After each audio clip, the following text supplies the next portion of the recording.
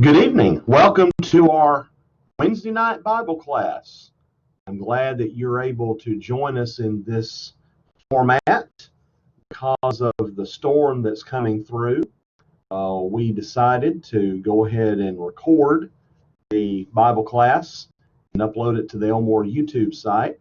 So this gives us an option that is helpful in situations like this. And this format that I'm going to be using is something that I'm very used to doing because I have done virtual classes for summer courses at Faulkner, and I've used this format that you're seeing. And also, we have in our classes on campus, we also have an internet component, a live stream component. So I'm used to this kind of format for those courses as well. So I'll be explaining more about it once we begin the class this evening. But before we begin, let's have a word of prayer. Heavenly Father, we're thankful for this opportunity that we have once again to study. We pray that you would bless us as we strive to serve you faithfully. In Christ's name, amen. Before we begin, let me also make mention about the appearance that I will be making on the Kevin Elkins radio show tomorrow morning on News Radio 1440. That is newsradio1440.com is the website address. He has asked me to come in to the virtual studio at 7:30 tomorrow morning. Now, I don't know if that's going to be when he begins the segment with me, or if there will be some sort of a delay between the time I come in and when they begin the segment. He's asked me to come in at 7:30 in the morning. And I'm going to be doing it from here in my office, so that will be a little bit more comfortable for me, given the adversarial format in which that's going to be. And it's going to be interesting. I can guarantee you that. We'll be as ready as we possibly can for it. So if you can join us as far as listening to the program, whether it's on radio, whether it's over the internet, we hope that you'll do that. I think that Scott has already shared the link. There are several ways that you can log in through Facebook, through the website, by radio. So hopefully you can listen as we have a back and forth discussion. Hopefully it will be cordial. We'll see how it goes. So I'm very interested and excited about that opportunity. Now, let me give you a little bit of an explanation about the setting. This is my office. As you can see a little bit, on either side, we have bookcases. Not the neatest bookcases in the world, obviously. Brenda gets on to me constantly about how I'm not that neat and organized. I'm a lot better than I used to be. Let's just put it that way. And Scott can attest to that too. He saw my old office and he knows how messy it was. So it's a lot better situation than I had before. But this is the setting, of course, online. This is Blackboard Collaborate is what I'm using. The reason why I'm using this format is because I can share my screen and be able to present the PowerPoint that I've been presenting in our Wednesday night Bible class on the restoration prior to Stone and Campbell. And also in the process of our class, I'm going to be bringing up a website that you could use for resource as far as the restoration movement is concerned. So while I'm sharing my screen, let me explain to you something. Once it begins, you're going to see the screen go off into infinity. Don't be thrown by that, because once I bring up the PowerPoint presentation, that's what you'll see. But when I initialize this, it's going to be like, what's going on? Don't be thrown. So we share the screen, and there it goes. You should be seeing an infinity to beyond screen. There it goes, as if on cue. So don't let that throw you. Now what I'm going to do is share my PowerPoint. That should be what you see in front of you. This is continuing the presentation that I began a couple of weeks ago. We're talking about the restoration prior to Stone and Campbell. And you can see in this screen that in the 7th century, a Byzantine monk describes a religious debate with a group of people in Asia Minor. He said only the New Testament was accepted among them as rule for faith and church practice. They rejected the worship of the Mother of God, that's referring to Mary, and of the saints, even of the great martyrs, George and Sergius. They do not consecrate a special worship to the archangels or to Elias, have no church feast at all. Each Sunday they assembled in places of prayer which are not worthy to be named thus, since they have neither altar nor wall for pictures of the saints, nor a place for keeping the holy vessels. They use neither incense nor chrism oil. This Byzantine monk was just amazed. And he was just, could not believe that they wouldn't have any kind of a building like the church has, the Catholic Church has. They don't have any kind of altars or pictures of the saints. They don't worship the archangels or Elias. No feasts. What does that sound like to you? Sounds like to me this group of people are trying to follow the New Testament. That's what he himself says. Only the New Testament was accepted among them as rule for faith and church practice. He continues, they despise and scorn the baptism of the church. The baptism of the church would be sprinkling, and say that infants have no faith. They recognize neither the jurisdiction of the patriarch at Constantinople, nor the patriarch of Antioch and Jerusalem, and have no respect for the schismatic church of the Armenians. They are proud of the fact that their churches are small and poor, and that their evangelists live only from what sheltering believers give them voluntarily. They do not accept the false accusation that the heretic Paulus is said to have founded their sect, and say that they are not Paulicians, but Christians and chosen of God. Notice that. This group of people that he came across in the 7th century was simply trying to follow the New Testament for all things religious. They reject, quote, the baptism of the church. Well, the baptism of the Catholic Church was sprinkling, and not immersion. And say that infants have no faith. So what was being done? Babies were being baptized. And so the response from these brethren was that babies cannot believe. So why baptize infants? They don't recognize the jurisdiction of the patriarch, that would be equivalent to a church cardinal at Constantinople, nor of the patriarch of Antioch and Jerusalem. So they don't accept this hierarchical church organization. They have no respect for the schismatic church of the Armenians. In other words, they're rejecting human doctrine. They're proud of the fact that their churches are small and poor. Now, you can take that for what it's worth. But what they're doing is they're comparing themselves to these huge church edifices that are already springing up and the state-run church. And their evangelists live only from what sheltering believers give them voluntarily. Voluntary contributions. They do not accept the false accusation that the heretic Paulus, whoever Paulus is said to have founded their sect, and say that they are not Paulicians but Christians. So they only went by the name Christian. Nothing more, nothing less. And chosen of God. That sounds to me like a group of people that are trying to follow the New Testament for everything that they do. As early as the year 422, the Catholic Bishop Germanus, who had been sent on inspection, wrote that numerous Christians in Britain had rejected Augustine's doctrine of original sin, practiced the immersion of adults only, did not follow the Roman ritual in their divine service, and did not recognize the hierarchy of Rome, especially the spiritual jurisdiction of the Pope.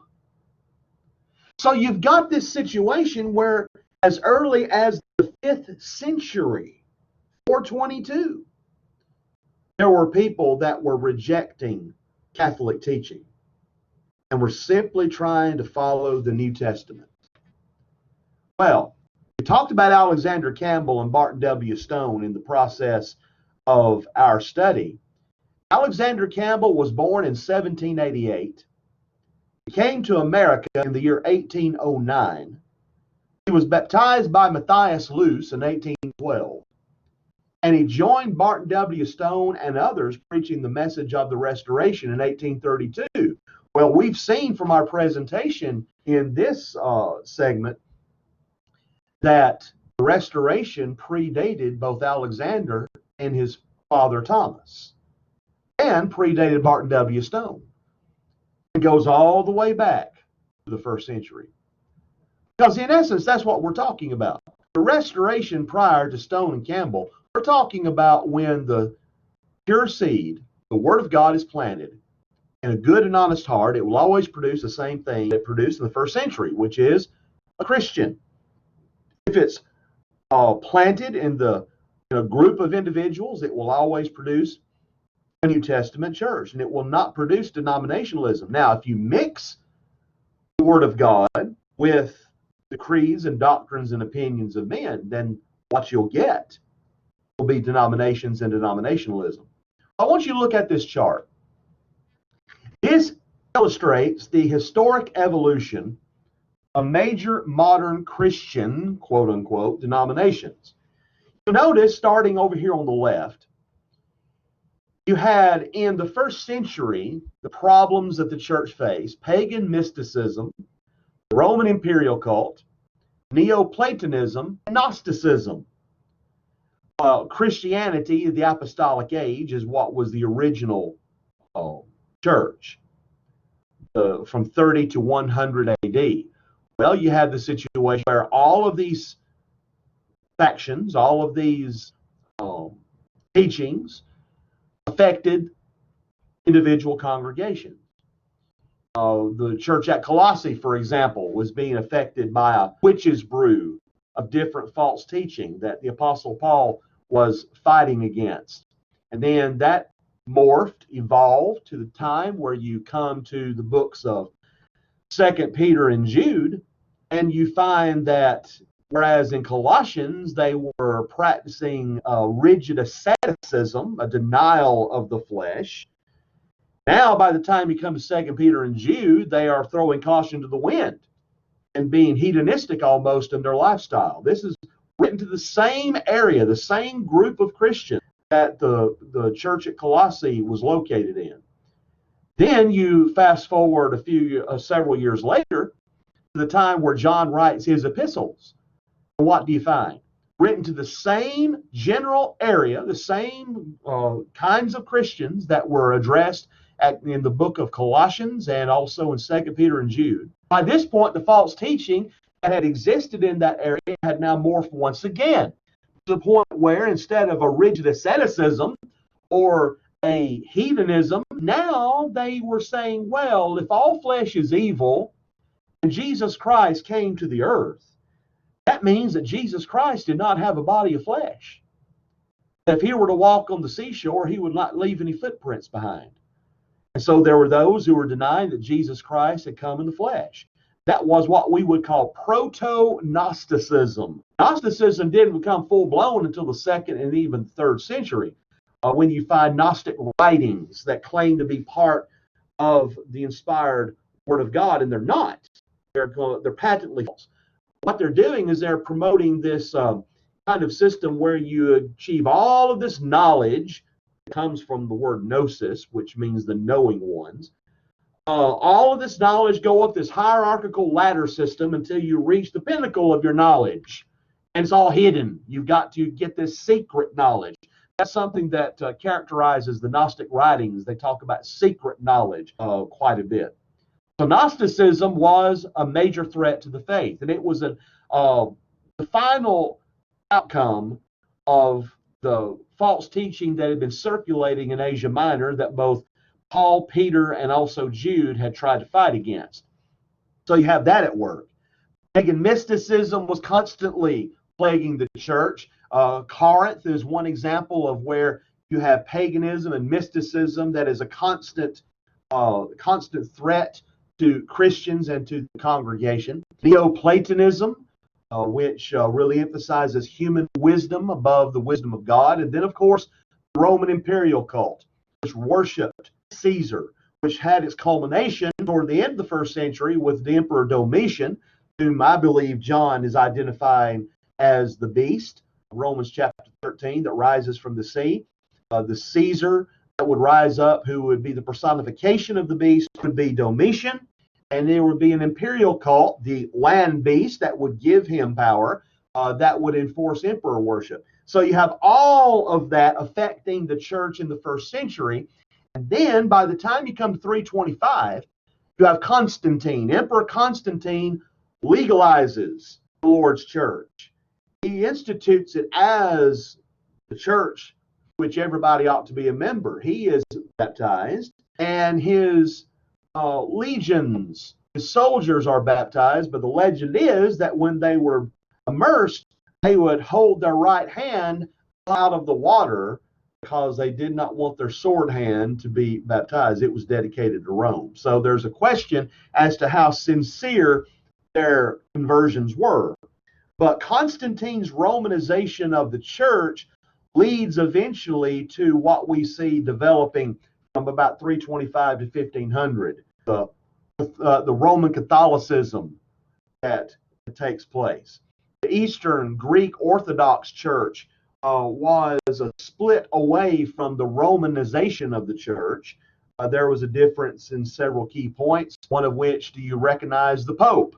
Of course, the problem about the infallibility of the Pope is it's a relatively recent doctrine among the Catholic Church. They won't admit that. But prior to the 1800s, you won't hardly find any Catholic that will give you an infallible teaching of a Pope, because they know that it wasn't inculcated into cardinal doctrine until the 19th century. So you have the Greek Orthodox Church and the Roman Catholic Church that go their own ways, but that then leads to 1500 AD, the Protestant Reformation. Martin Luther, not Martin Luther King, the civil rights leader, but Martin Luther, the Reformation leader. Martin Luther nailed his 95 Theses to the wall at Wittenberg, Germany, and he did not want to restore the first century church. That wasn't his intent. His intention was to reform the state church, the existing church. He thought that the Roman Catholic Church was the true church, and he simply wanted to correct the abuses and the excesses of the state church. He did not intend to start a new church, but in spite of that, his followers began what became the Lutheran Church. Lutheranism resulted from his breakaway on certain key points from the Catholic Church. Well, then you had other men like John Calvin, who began the Reform movement. John Calvin is responsible, in my estimation, for more people going to torment than any one religious leader, well, most religious leaders, let's put it that way. The reason why I say that, and that seems a bit harsh, the reason why I say that is because of his institutes that he wrote. Calvin's Institutes, a massive theological work in which he explained his theory, which is codified in the word tulip. If you think of the word tulip, T-U-L-I-P, each letter stands for each major facet of Calvinism.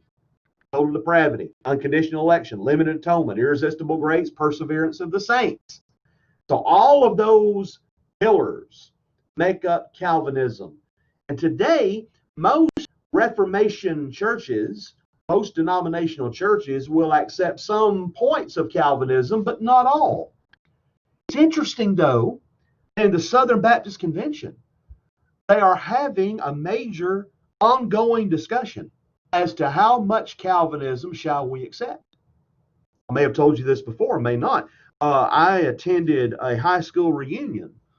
I think it was the 30-year high school reunion that we had in 2013, I believe, 2013, in Vernon, Alabama. And the classmates that I had knew that I taught at Faulkner, knew that I was a gospel preacher for the in Churches of Christ.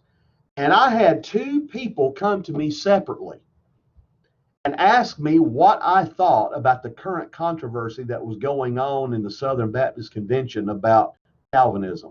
It was, I was very surprised. I'm thinking in my mind, you do know who I am, right? you know who I preach for. You know what church I belong to. And they were asking me what I thought. Well, I told them what I thought. I said, well, in the first place, Calvinism as a system is completely off base. It's not according to New Testament teaching. I explained why. I said, yes, total depravity is not according to the New Testament. Limited atonement is not according to the New Testament, but unconditional election is also not according to the New Testament. Irresistible grace isn't, and perseverance of the saints certainly is not. So I was able to make some points to my former classmates, and I hope it had some long-term effect with them. But what I'm saying is, there is a discussion right now among major denominations about how much Calvinism shall we accept and shall we teach. That began with John Calvin, and it affects people to this day. Well, the Calvinist wing of denominationalism resulted in the Baptist Church and the Presbyterian Church. Presbyterians have elders in each congregation, by the way. But they are definitely not according to the New Testament and so many other aspects. And what they teach about what one must do to be saved and many other things. The Baptist Church, of course, there's many different divisions of the Baptist Church. You even have a Seventh-day Baptist. I don't know if you've ever heard of that. There's a Seventh-day Baptist that meets on Saturday. There's also, I kid you not, a Baptist Church of Christ. There's a few congregations that call themselves that. I have actually seen two of those churches, one in Kentucky and one in Tennessee. They're small in number as far as the total number, but they do exist. You have the Missionary Baptists, the Primitive Baptists. The Primitive Baptists are what the Southern Baptists used to call hard shell. Hard shell, because they say what is to be will be. They're very Calvinistic in their outlook. They don't use instrumental music, by the way, which is interesting, but they're very Calvinistic. Now, when my grandfather was living and he had come out of the Free Will Baptist Church, about which I'll have more to say in a moment, he always would point out something. In Lamar County, the predominant Baptist church is the Free Will Baptist. But you've got a few other kinds of Baptist churches, such as Missionary Baptists and Primitives. So what he would do is when he would travel to Fayette is east of Vernon, if you're familiar with the area. When you travel east from Vernon to Fayette, you would pass by one particular spot where there was a sign at the side of the road pointing to a church up on a hill. It is a Primitive Baptist church. He would always point out the sign because it read, I kid you not, this is what the sign read: Little Hope Primitive Baptist Church. Little Hope Primitive Baptist Church. My grandfather would always have a chuckle when he would read that, and he said there was not a more appropriate name given than that name, the Little Hope Primitive Baptist Church. And here's the kicker.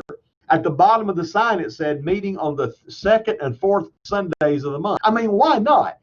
If you're highly Calvinistic and it's already been determined who's the saved and who's the lost, then why not just meet on the second and fourth Sundays of the month and just the rest of them off? Well, anyway, that's one example of so many types of Baptist churches. I mentioned about the Free Wills. The Free Will Baptist Church believes that you can fall from grace.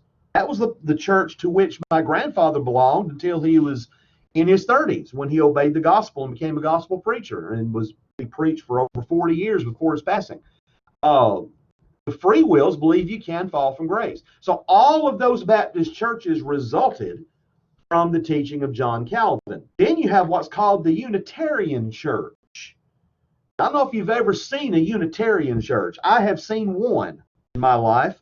It was located, and I think it still exists, in between Tullahoma, Tennessee, and Manchester, Tennessee. If you're ever traveling between Tullahoma and Manchester on the main highway, there is a Unitarian church located there on the side of the road. If you're coming from Tullahoma to Manchester, it's on the right-hand side of the road. And the sign in front of the Unitarian church says, the Unitarian church. Underneath it then reads, to question is the answer. Think about that for a minute. To question is the answer. To which I reply, can we question that answer? I mean, this is ridiculous. It is ridiculous. Unitarians don't stand for anything. They don't stand for anything at all. They're open-minded, quote unquote, but they don't stand for any kind of definitive position. So that resulted from the Calvinistic Church. Now, the Unitarians didn't begin that way by any means, but they evolved over the many years to where they are now in their position. Well, the Reformation movement also gave birth to the Anglican Church, which is the Church of England, by the way. The Church of England is the church to which the Queen belongs and her family. Everything royal, in my mind, as far as interest in anything royal, ended in 1776. But that's another story for another time. The Anglican Church is the American version. I had to drop that in. The American version of the Church of England, which they then divided into the Methodists. John Wesley was one of the main leaders of the Methodist Church, and the Episcopal Church. Episcopalians are similar to the Anglicans in many ways. The Methodist and the Episcopal Church are highly political. That is, they're very politically involved. Many political leaders who are not Catholic will belong to the Methodist Church or the Episcopal Church predominantly. Very few that belong to other churches as far as presidential candidates and presidents are concerned. Then that gave birth to the Wesleyan and the Pentecostal charismatic denominations. All these denominations resulted from a turning away from the New Testament standard. That shows you the present day situation. This is a very simplified presentation of the reality. The reality is that there are tens of thousands of denominations in the world, and there are more springing up every day. I call many of them these storefront churches. That is, they will pop up in shopping malls, and they'll call themselves by these very weird names. And they will meet for at least a time in these shopping mall storefront settings, and then they will build their own building when they get big enough and they have enough money. And they teach interdenominational fellowship by and large, and they will say, well, you know, if you're following Jesus, then that's okay with us. You can come in, be with us, and have little or no emphasis on doctrinal matters whatsoever. Well, that's the situation that you have today. What we are calling for, to advocate a restoration of New Testament Christianity, is to go all the way back to the apostolic age. We do not say that we must go back to Constantinople or to Rome, go all the way back to Jerusalem, to the first century. That's what we must do if we're to have a true restoration movement. That's what we need to be involved in. And when we say the restoration prior to Stone and Campbell, that's what we're referring to. These men were great men. There's no question about it. Martin W. Stone and Alexander Campbell were great for their time. And they had great minds and great talents and great oratorical abilities. And they had an enormous impact on many, many people. They did not start the Church of Christ. They did not start the Church of the New Testament. The Lord did. Jesus built his church. And it is called by many different names in the New Testament, all referring to the same blood-bought institution. Well, the time that I've got remaining, freaking you out again because of the infinity screen, I want to show you a website, if I can bring it up here, History of the Restoration Movement. There we are, right there. History of the Restoration Movement. This is a website called therestorationmovement.com. I strongly recommend this page for you who are interested in restoration history. It talks about the history of the disciples of Christ, Christian church, and churches of Christ. Because we all had the same origin. That is, when I say origin, that is, we all have the same starting point. In other words, all of these churches, disciples of Christ, Christian church, and churches of Christ, at one time were united. In the 19th century, there were things that rose up among us that divided us, which is, of course, referring to the instrument, missionary society, the teaching of evolution from the pulpit in the classroom, and a host of other issues. Well, Alexander Campbell and Barton W. Stone played a major role, of course, in all of this. I will also call your attention to this book, Sage of Jasper, a biography of Gus Nichols. I have this book, and I highly recommend it. You can purchase it through this website, PDF and hard copy. That is where you'll go. You'll click on and you'll go to their bookstore and you will search for that book and you can order it. Scott Harp is the editor of this website. He is also the author of this biography of Gus Nichols. Brother Nichols was a great, great preacher. He had enormous influence on so many in Alabama and still has an influence to this day. Then you have recent additions, and there are those that have been added, and documents, presentations that have been added recently. Then if you're simply searching for someone, you can go to the looking for list, and you can look for graves, and you can go to the master index if you're looking for a preacher, such as I want to look for my dad. Well, I go here, and I'll scroll on down. You see many names that you'll recognize right there. Scroll on down here, and there he is, Benny W. Hester. So I go to his website. There's Daddy. That's my dad, Benny Wayne Hester. 1940 to 2012 is when he lived. The obituary for Daddy is here, and you'll see the picture there later in his life. That's me behind. I'm a little bit more heavy then than I was now. And my cousin Lamar is right there to his right behind him. It has, of course, the obituary there. It has the grave locator. You can actually locate the graves of these individuals and see where the grave's located. And there's his headstone right there. Mom is still alive. She lives with my sister up in Tennessee. But that's their grave marker. That's Daddy's grave marker. He has gospel preacher above the information there. And if I want to look for my Uncle Giles, I go to G.W. Hester, and it has his grave marker information. And there it is. Gospel preacher from 1945 to 2003. And if I want to look for my grandfather, I go to S.F. Hester.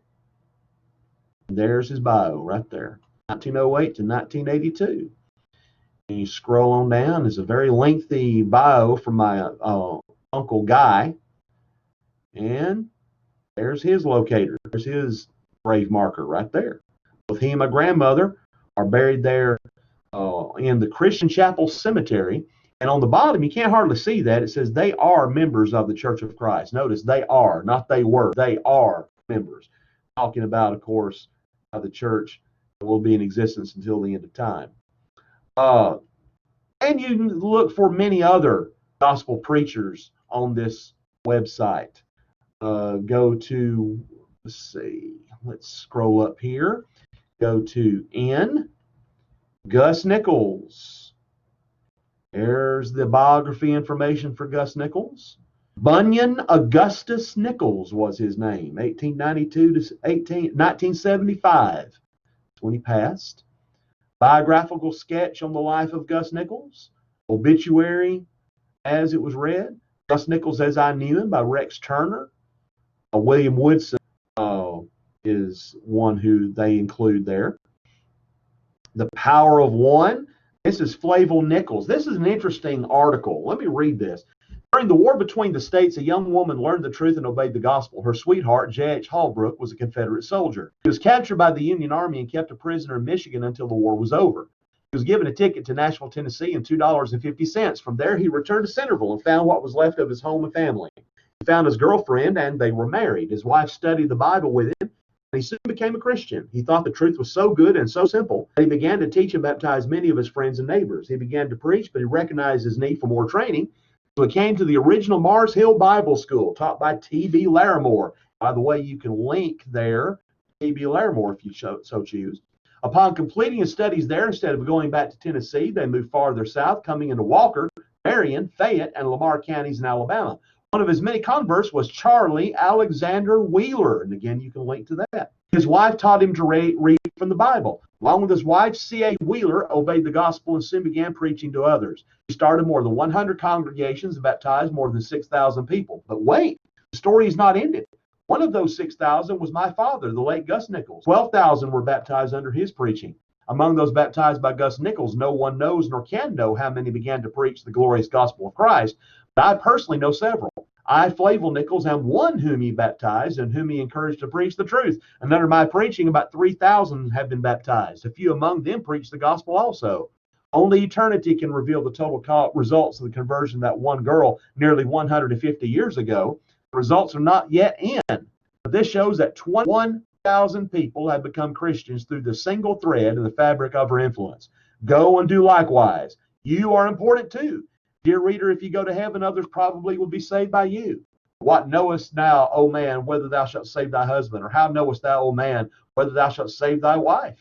Let your light so shine before men that they may see your good works and glorify your Father which is in heaven. Each one is very important. It's a very great article, very encouraging article. And I'm going to be talking more about Charlie Wheeler and Gus Nichols when I talk about the history of the Church of Christ in Lamar County later on in our study on Wednesday evenings. So this website, the history of the Restoration Movement, restorationmovement.com is the website address, is a very important resource. You can access articles and PowerPoint presentations on the restoration by different preachers, about different individuals. And then you can also, once you go back to the home page, you can go into songwriters of the Restoration Movement. They're listed here. Several of them you can actually access in the website itself. Women of the Restoration Movement, great women like Sarah Andrews, Maddie Carr, Charlotte Fanning, Emma Larimore, Elizabeth Rogers, Winifred Showalter, and Emily Tubman. And then you have audio and video lessons that are listed here. You have Bill Umble, very well-known historian among us for many years, Our Restoration Heritage, Volumes 1 and 2. You have sermons by V.P. Black, George Bailey, Jimmy Clark, Charles Coyle, late Charlie Coyle, Roy Deaver, John Deffenbaugh, Everett Donaldson. I knew Brother Donaldson. He wrote an excellent 2-volume work on the life of Raccoon John Smith, which is excellent. Adrian Doran. Oh, I could spend a lot of time talking about Brother Adrian Doran. Brother Adrian Doran was a gospel preacher in Kentucky, but he was more, or he would not say more, but he was more than just a gospel preacher. And of course, he was an outstanding gospel preacher. He was also the Speaker of the House of Representatives for the state of Kentucky for one term back in the 1950s. He was a very influential politician when he was in politics. And then he got out of politics to become the president of Morehead State University. And he was president of Morehead State for many years until he retired and became chancellor. He would tell you when he was living that he first and foremost was a gospel preacher. And I would encourage you to watch these videos on this website from Brother Doran. He talks about the history of the Restoration Movement at the Creve Hall Church in Nashville, Tennessee, where Tom Holland preached for so many years. He also wrote an excellent book on the life of Hall Calhoun. You may not know the name Hall Laurie Calhoun. He was a graduate of both Yale and Harvard. He was affiliated with the Christian church initially, and then he he rejected instrumental music and became affiliated with Churches of Christ. For a time, he was co-president of Freed-Hardeman along with N.B. Hardeman. Then he moved to Nashville, Tennessee, and became, of course, associated with David Lipscomb College, and was also the preacher for the Central Church of Christ there in Nashville. Very influential preacher and educator among us. Then you have others who are highlighted. N.B. Hardeman. We have audio sermons of N.B. Hardeman. B.C. Goodpasture, longtime editor of the Gospel Advocate. Sam Hester. He is not close kin to me. He's like a 7th or 8th cousin, but he's a longtime teacher at Freed-Hardeman. Alan Hires. Oh, Brother Hires. I've had a lot of time spent with him. He's an outstanding preacher, debater, author, editor of The Spiritual Sword. Marshall Keeble. Many of us, of course, know about Brother Marshall Keeble. Outstanding sermons that he presented, meetings that he held. Noel Meredith is a preacher that I highly respected when he was living. He was taken from us all too soon by a massive heart attack. My dad was very close friends with Noel Meredith over the years. I've heard him in gospel meetings when I was a kid. A very excellent preacher. Gus Nichols. Oh, yes. Brother Nichols. If you can listen to some of these lessons from Brother Nichols, you'll do well. But Ken Randolph. Ken Randolph is a descendant of Elisha Randolph. And I have more to say about him in the presentation that I make about the history of Churches of Christ in Lamar County. G.K. Wallace. The G.K. Wallace was a very influential teacher, preacher, debater, and he was excellent, just absolutely excellent. Guyan Woods. Guyan Woods, of course, wrote a 2-volume, or actually there was a 2-volume set that came out from his Questions and Answers of Open Forum. And they have in particular Open Forum from 1969 at Freed-Hardeman that you can listen to. Freed-Hardeman Question and Answer Session. Then they have God, Who Is He? From 1986, a sermon that he delivered. So all of these resources are available on restorationmovement.com. They also have a do-it-yourself guide to church history. If you decide just to get in your car and go explore all by yourself, well, they have some suggestions on here that you can, places that you can visit, meeting houses, colleges, travel tours, also cemeteries. If you want to see where people are buried, they have suggestions where you can go and visit some of these different places. I highly recommend this site.